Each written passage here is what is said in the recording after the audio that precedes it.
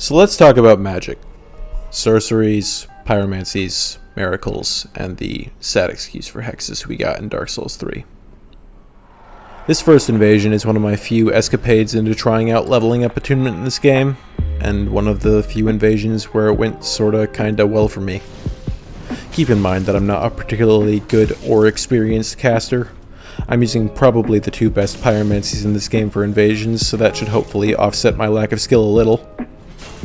Also keep in mind that this invasion is from literal months ago, but nonetheless my conclusions from my adventures into slinging great balls of fire all over the screen remain concrete.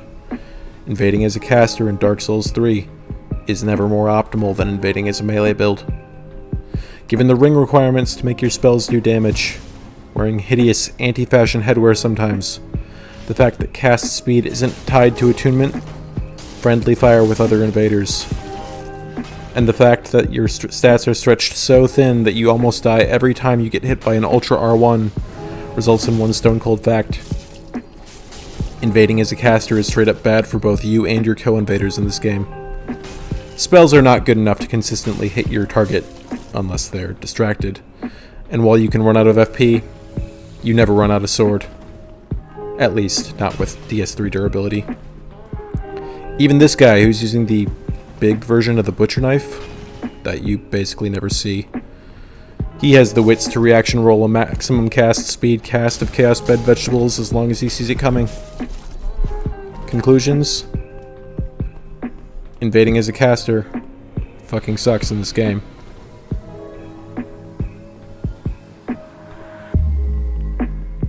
Let's turn to a dueling side. Well, I guess it's not really a duel, it's just a bonfire duel. It's a 1v1 at least. Outside of a few niche spells, your average player cannot do shit in a 1v1 with magic. I'm aware that top tier mage duelists can make magic good, but while I'm perfectly happy to talk about balance in invasions and duels, I'm not prepared to make balancing changes based on the 0.01% of players whose skills transcend the general population of DS3s by a millionfold. I'm more concerned with what average and bad players can do with weapons than what really, really good ones can do with them. And the fact is that the average and bad players will get absolutely massacred if they're trying to play anything besides the cast homing soul mass, repeat mage build against a similarly skilled melee build. Conclusions? Dueling as a caster fucking sucks in this game, outside of a few niche cases. Let's head to soul level 351 plus Pontiff to get acquainted with spells a little more. You'll see I have Lightning Arrow there. I've literally never fired the damn thing.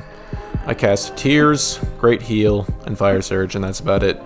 If I had a Poise Casting Talisman equipped, I'd add Force to the mix. These gankers, on the other hand, as we will soon see, we get a nice plunge on this Havel here, but he is immediately backed up by the other Havel, who, true to Havel's lore, is firing CSS everywhere. So yeah, these gankers, they're shooting anime projectiles all over the place. Big Hat Havel here, he is clearly a bit too excited about what he learned in the Duke's archives, and is now just blasting Crystal Soul Spear all over the place. He does this one move in a second, that is just, oh man, it's super clever. Check this out. After I fuck up this parry, because it was a bad parry. So, you see here, he cleverly lags out because of the summon lag, and then he gets a true combo into it with Crystal Skill Spear. And it's not like moves like that are exclusive to summon lag, given how few people seem to be plugging in Ethernet cables these days. Skip the rest of that because it was just me running away. And I'm out of Estus. And I die. Killed by a weeb spell fired from out of my camera view that did 1,000,000 damage. Imagine if Firebombs did 1,000,000 damage on a strength build. Can I tune the spell Firebomb? That's what high speed, high damage magics are. Firebombs that do 1,000,000 damage for no fucking reason. Conclusion. Big damage projectile magic is really, really fucking good for ganking, bordering on overpowered. Let's pretend though, we'll pretend for a bit, that we live in a world free of lag. And let's further pretend that we removed all the high damage spells from the game. Great Soul Dregs, CSS, Chaos Bed Vegetables, Sunlight Spear, all gone. Let's ask ourselves, is the game fixed now? The answer is, of course, no. Look at this gank here. They're spamming basic-ass Soul Arrow, Lightning Arrow, and the Chaos Bed vegetables we pretend don't exist. At least not anymore. Where is a single opportunity to pressure any member of the gank? The reward promised by every conceivable opening is outweighed by the risk of taking damage which I only have 7 Estus and a few casts of Great Heal to mitigate. Beyond just doing damage, Magic's hit stun properties, and the fact that it's a threat from anywhere, makes any group with a mage exceptionally difficult to handle and borderline impossible to pressure. Skitter the Tryhard put out a video on threat spacing, as he called it a long time ago, talking about how you can basically ignore people who are too far away from you to hit you with their weapons, in order to focus on the individual in front of you. It requires a reasonable level of situational awareness, but it's useful and true. That shit goes entirely out the window when you invade a gank, because every mage can hit you from anywhere, rendering threat spacing obsolete.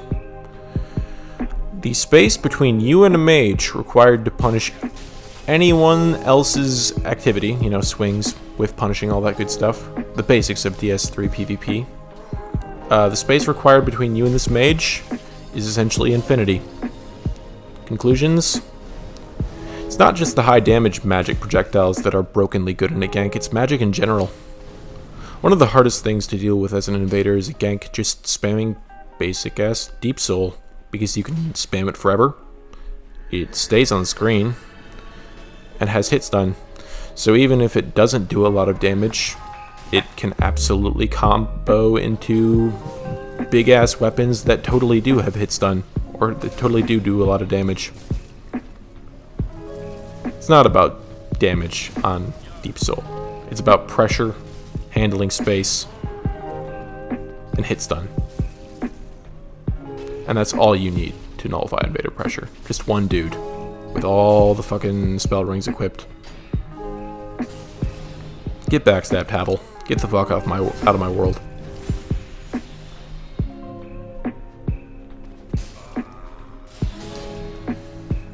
And additionally, magic on the invader side is again not helping us out too much here. Luckily, both my teammates are Eldritch Faithfuls, and one of them casts Vow of Silence to get this mage to stop spamming CSS. And as we can see here, he's clearly a true god of PvP without his ability to spam R1 and shoot giant whitish blue projectiles into the ether.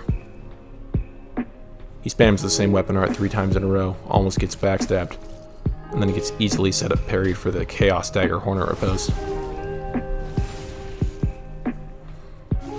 Think about pointing down, but frankly, I'm more interested in whiffing a parry on the twin axis somehow, some way.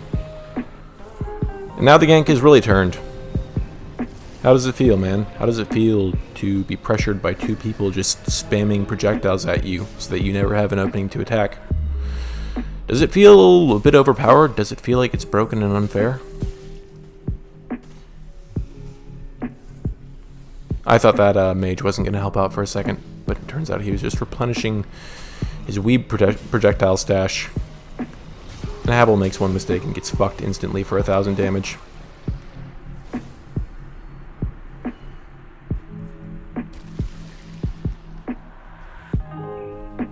Now let's check out this invasion with this sweet-ass Wilhelm cosplay who's trailing behind me. You'll see him in a second. He's using the Llewellyn shield, which isn't accurate to how Wilhelm actually is, and I don't really care because he's a damn champion. Let's talk about magic from a PvE perspective. Magic from a PvE perspective is god-awful. The linearity of the game, the steep stat requirements, Ashen Estus, the Ember system, forcing you to acquire an Ember in order to infuse a certain way, high cast times compared to enemy speed, and the tomb system, forcing you to acquire certain tombs for spells, all contribute to builds that essentially suck until the mid-endgame, and then become more or less crazy powerful for New Game Plus. Sees a caster, instantly casts Vow of Silence, meta-level post-pontiff. A damn hero. A pure caster in this game is borderline a challenge run on New Game. Again, unless you summon. Let's see how long it takes me to kill this wizard in a 1v1. 1, 2, 3, 4, 5. We'll say 7 seconds because I slowed down. Summoning in PvE as a caster gives you meat shields that you can then safely pew-pew behind to your heart's content. Your meat shields distract the enemy's aggro, making PvE hilariously trivial, because how in the fuck could you ever die when an enemy never gets near to you? In short, despite the concept that everything is viable in PvE, some things are clearly better than others, and while a pure caster is absolutely terrible solo against PvE, a pure caster becomes disgustingly easy if you just summon. And don't be worried about us pointing down on this guy. He deserved it.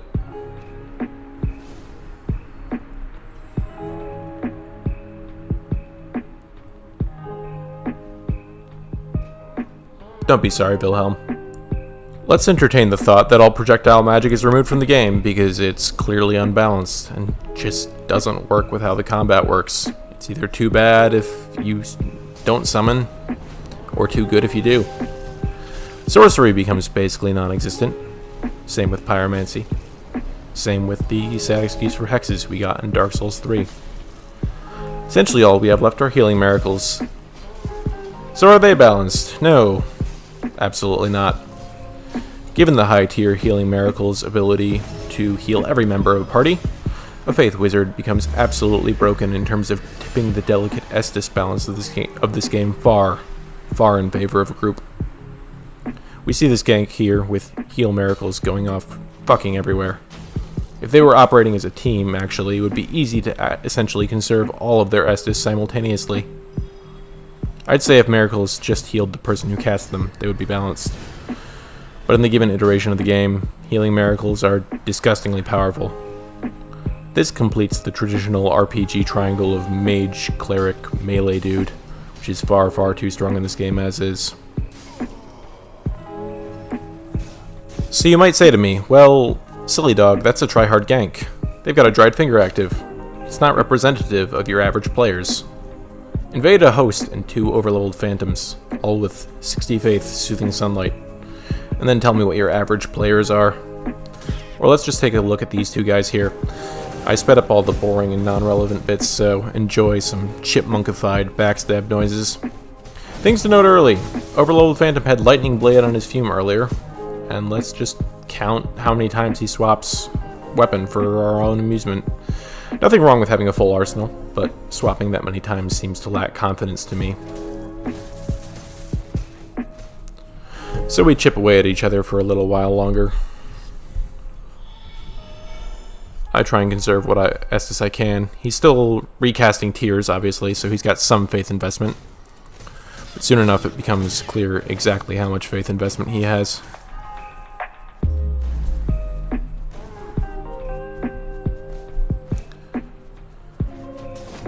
Backstab the Astora's charge. Sounds ridiculous with sped up version, but if you really want to hear all of this in its gritty, gory detail, just slow it down to half speed on YouTube. Anyway, here we see another sign of faith coming out. Sunlight Spear, 40 faith requirement. 1 attunement slot, so not a significant investment there. But I'm worried about more healing spells, more miracles, faith wizardry. And sure enough, what do we see? Soothing Sunlight. That's going to be fucking hard to deal with. Now, this pair is just a normal, couple normal dudes playing through the level. And just imagine if they played even the tiniest bit smarter to maximize the amount of health they could regain through 1 miracle usage. If they, had the overleveled Phantom approach first, and then the host approach, and essentially then they back off together. Here he swaps to the RK Pugs, because he's, pulling out his PvP weapon. Brother, I'm gonna get him this time. I'm gonna get him with my PvP weapon. Overleveled Phantom backs off, and sure enough, what do we see? More Soothing Sunlight. Beginning to wonder how many casts of that damn thing he has. Overload Phantom goes over in the corner to, fuck around with his inventory. I don't know what he's swapping to now. He eventually does swap to Gugs. But basically, we make the most of the time we have with the host, mess up a thing or two, do our usual Chloranthy to Estus swap, just to maximize our healing respectively. Get another chipmunkified backstab on the host, and then the Phantom decides to come over, but is just standing there with a great shield and a great sword. The hell is your vitality, dude? Swings out of the, the kick. So what do? How do we get past this unbreakable shield? We swap to one-handing and punch him for 1 damage through his shield with a simple cestus. And the rest of this invasion is just Albert Einstein's definition of insanity. Doing the same thing over and over again and expecting a different result.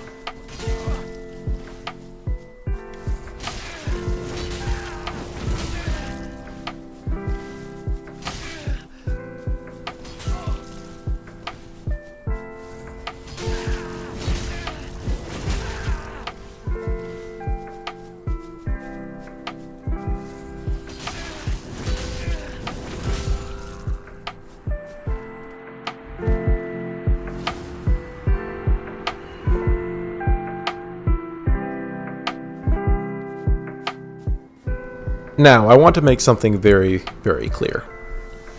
I am not proposing that in one final patch, From Software swoops down from above and removes all magic from DS3, or even all projectile magic from DS3. I am proposing the idea that magic simply does not work with DS3's combination of PvP and PvE. If you look at all the areas I've outlined, duels, invasions, ganking, co-op PvE, solo PvE. Magic is either too strong in all of these areas, or it's too weak. Starva once proposed that all magic be holdable, like Lightning Arrow.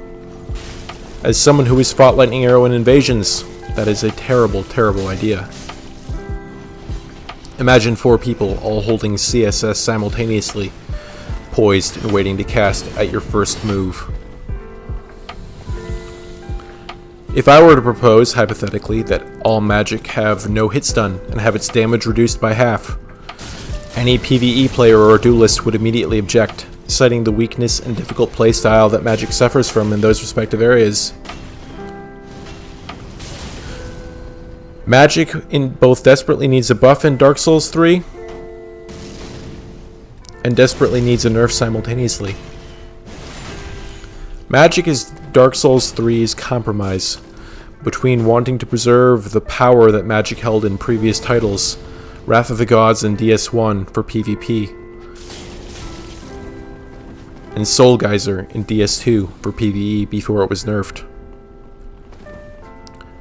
But while they want to preserve magic's power, they also want to not make multi-man invasion PvP hell for the Dark Spirits who were so previously feared in other titles. And the worst part is, in this compromise it has accomplished neither of these goals. Invasions as a mage or with a mage in the world other than yourself, whether that other mage is white, red, blue, purple, or host colored, these invasions are still hell for an invader. Whether it's because of friendly fire, or simply because it's another thing to keep track of on your screen. Meanwhile, PvE and duels as a solo player, these things are still hard to work with. Mage is not an optimal playstyle in that regard. It's weak compared to melee, for at least 99.9% of the populace. FromSoft tried to have their cake and eat it too, and everything paid the price. And you'll notice, at the end of this invasion, this last invasion, which was also the first invasion, when it comes to 1v1 the host, I'm not throwing spells at him.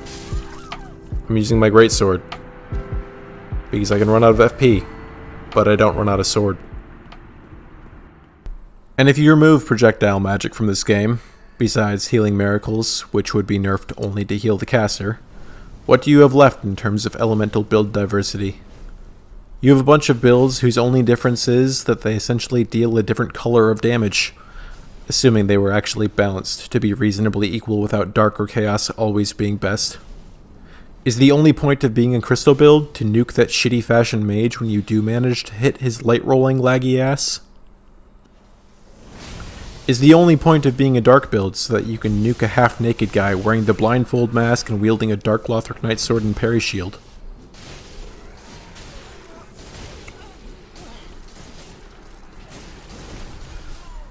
Is the only difference between those two builds and a Faith build the fact that the Faith build gets better lightning urns, a few heal spells, and suffers and damage slightly because lightning defense scales with endurance?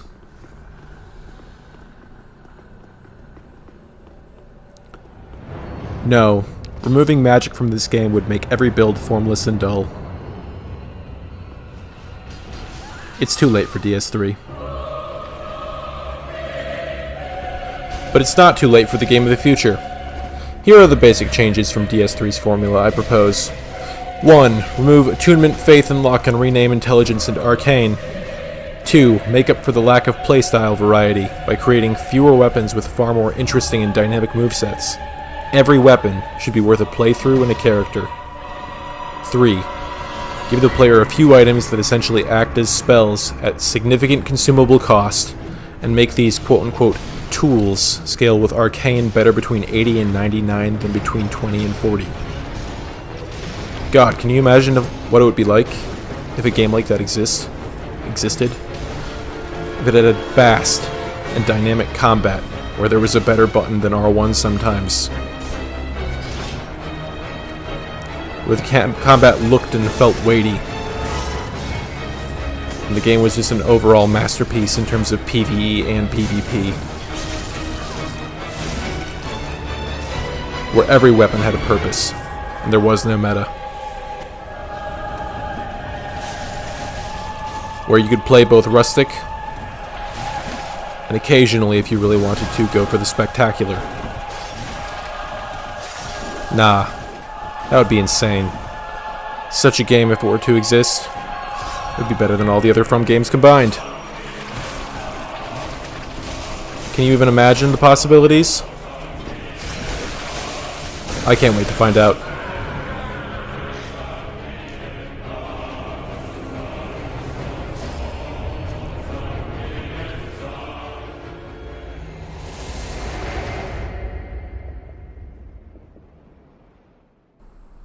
God, I wish Bloodborne PvP hadn't had so many gigantic flaws.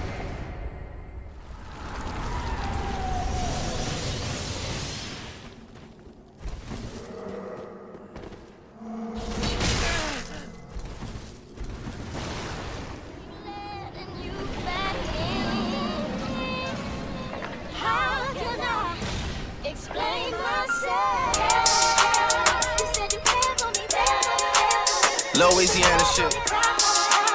Murder on the beat. Something for y'all to cut up to.